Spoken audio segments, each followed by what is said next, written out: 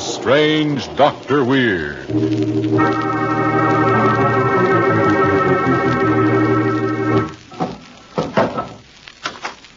Good evening. Come in, won't you? Well, what's the matter? You seem a bit nervous.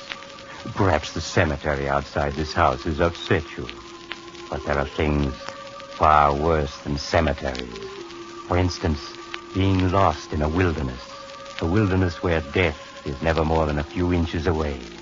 As in the story I want to tell you tonight. A story I call Dead Man's Paradise.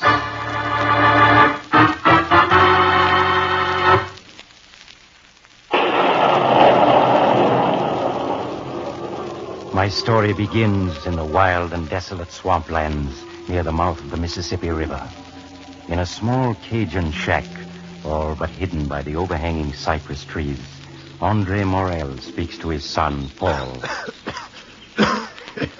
Paul, the sun has been up for an hour already. You must see to our traps. Yeah, but, Father, you're ill. I don't like leaving you here alone. I'll be all right. Now, please, tend to the traps. Very well, Father. I'll be back just as soon as I... Take him out, both of you. Who are you?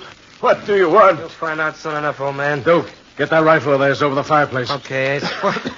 You must be the two bank robbers the radio was warning everyone about. That's right, bright boy. Now every cop in Louisiana is looking for us.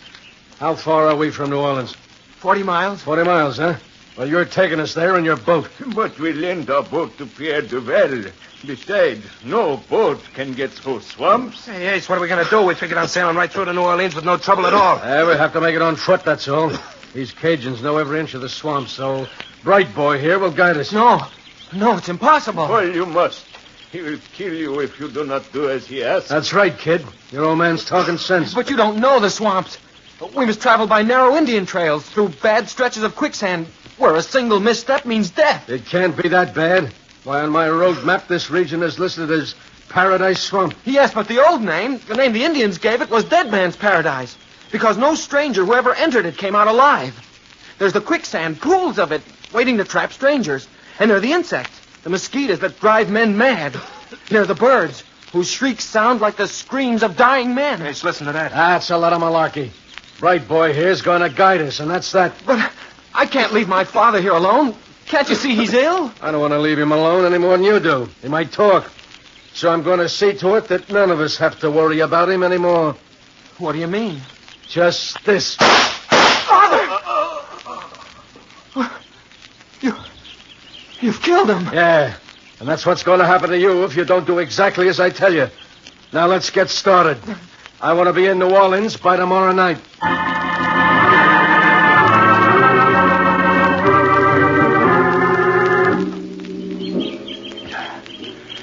We've been working for 7 hours now, Ace. How far do you figure we've come? Hey, bright boy. How far we come since this morning? 10 miles. 10 miles? Hey, that ain't bad. Hey, Ace, what's that? That's just a bird, not a ghost. Pull yourself together, Duke. There's nothing to be scared of. Just trees, underbrush, and swamp pools. Yeah, I know, but every way you turn, everything looks the same. Yeah. If we didn't have that Cajun kid to guide us... Hey, look, kid's trying to give us a slip. Oh, he is he? Well, this'll teach him. Ace, you hit him. Yeah, I could hardly miss him at this distance. Come on. Should have kept a closer watch on him. Might have known he'd try something like this. Well, here he is. His head's all covered with blood. He's dead, all right. Yeah. You never knew what hit him. Yeah, but Ace, what are we going to do now without the kid to guide us? And we'll just have to go on the rest of the way by ourselves. But how we find our way every way you turn, there's nothing but swamp. We can't go on without a guide. Get hold of yourself, you fool. If you lose your head, you're done for. Yeah, but Ace, what chance we got? Shut up, will you? Listen to what I have to say. Now, by keeping our eyes on the sun and doing a little figuring, we can keep going in the right direction. As for the quicksand, well, we'll just have to watch our step. Just keep saying one thing to yourself. New Orleans is only 30 miles away, and we're going to make it.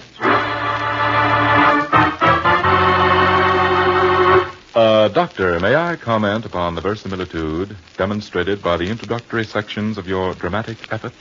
Explain yourself, young man. Your story, its design is excellent. Such fine style and expert handling of details. And you know, Doctor, it's those very same qualities that make Adam hats so outstanding, too. That's because the designs for Adam hats are created by experts in their field. The smart styles and carefully handled detail you see in every atom is the product of years of experience. And just as each listener will find a different shade of meaning in a story, so will every man find the shade of color he prefers in the large selection of Atom hats. Gentlemen, there's only one logical conclusion to this story about Atom hats. Buy one for yourself. An Atom hat has character. Now, back to Dr. Weird's story. And now I'll continue my story, Dead Man's Paradise. 5 hours have passed. 5 hours of nightmare for Ace and Duke. The shadowy cypress trees and underbrush seemed to become thicker every mile they pushed on, and they were constantly forced to detour around swamp pools and lakes, ever mindful of the treacherous quicksands they must avoid. How far do you think we've come, Ace, since we left that Cajun kid? Yeah, about 4 or 5 miles, I guess. Hey, look, the sun's going down. It'll be dark before long. What do we do now? We'll stop pretty soon and wait for dawn. In the morning, we'll push on. Neither of you will ever get out of these swamps alive. Did you hear that? Yeah, that sounded like... You have committed murder, and you must pay. Hey, Ace, it's the voice of that Cajun kid. No, it can't be. I knocked him off. It's the voice of his ghost, that's what it is. Oh, don't be a fool. The ones who have died in the swamps say you too must die. Hey, you see, I told you he's come back to get us. Both of you will die in the quicksand. Only 20 feet ahead of you is a pool of quicksand. Hey, you hear that? There's quicksand ahead. Don't be a fool, I tell you. You really think this quicksand ahead he'd warn us? Just a trick to get us to walk in another direction where the quicksand really is. Yeah, Ace, I guess you're right. Why, sure I am. Now keep going, straight ahead. Okay. We still got an hour or so until it gets too dark to travel. We got to make the most of it. Yeah, Ace, but just the same, don't you think... Hey! What's wrong? I stepped into some quicksand, Ace. Help me, I'm sinking. Duke, try crawling out. I can't, it keeps sinking deeper. Ace, help me. Oh, if I only had a rope or something. Wait till I look around. No, it's only me. Look, how can I help Ace, you? it's sucking me down. It's already up to my chest. Give me a hand and pull me out, will you? I can't do that. You'd pull me in with you. Ace, do something. There's nothing I can do without a rope. No, there must be. Ace, don't let me die like this. Help me, will you? There's only one thing I can do for you, Duke. And this is it. Duke. He's dead. Yes, he's paid for his crime. Now it is your time. No, you may have gotten Duke, but you won't get me. You won't get me.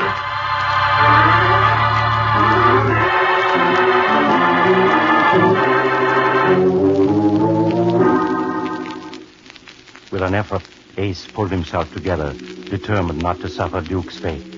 Taking a bearing from the twilight rays of the sun, Ace continued on his way, cautiously scanning the ground before him. Time and time again, the voice of the Cajun boy came echoing through the swamps, mocking Ace's efforts to escape, telling him of the quicksand that lay waiting on every side. There is no escape for you. Just ahead of you lies quicksand. And you are going to die in it. Shut up! Shut up, you hear? Death is waiting for you in the quicksand ahead. Maybe this will keep you quiet.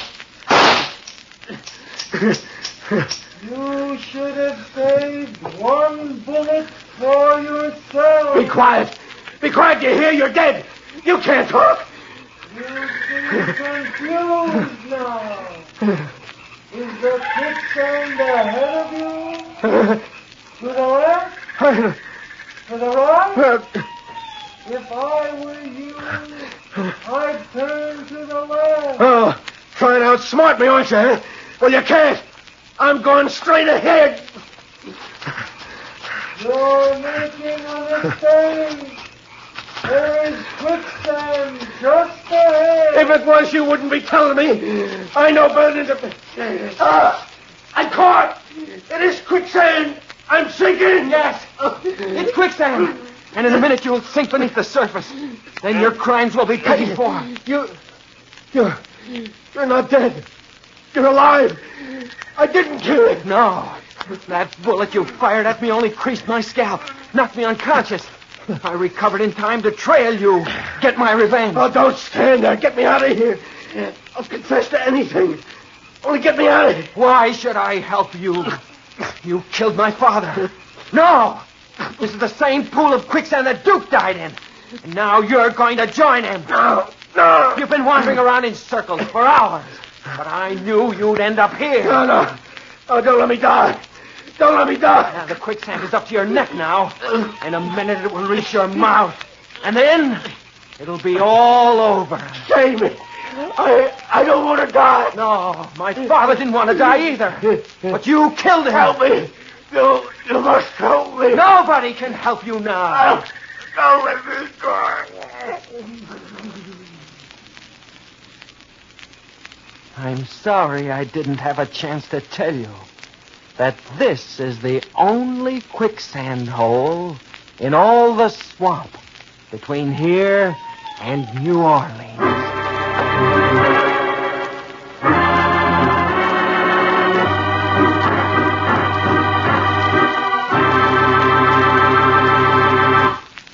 If Grace had only known there was just one pool of quicksand, he might have reached New Orleans.